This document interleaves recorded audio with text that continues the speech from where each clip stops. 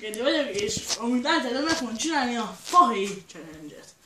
Úgyhogy kezdjünk is bele, először megszorulászom, hogy milyen. Hajrá! Nézzük, gyere, szoruljátok meg. Nagyon jó, nem? Látjátok, fahéj. Kurva jó. Ez hogy a faszom. Na csináld meg! Kis gyerek! Na, ez a szép volt.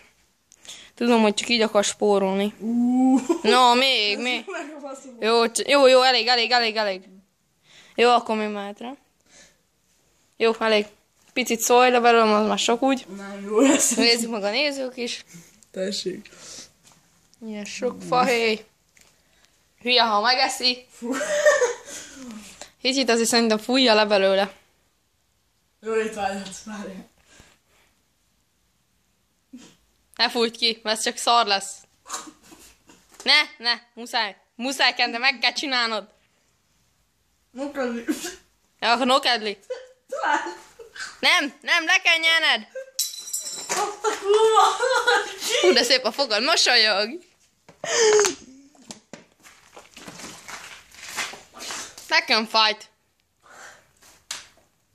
Hát kedves egészségedre. Mit látjátok, jó nagy területe van a sajtos nokedli családnak.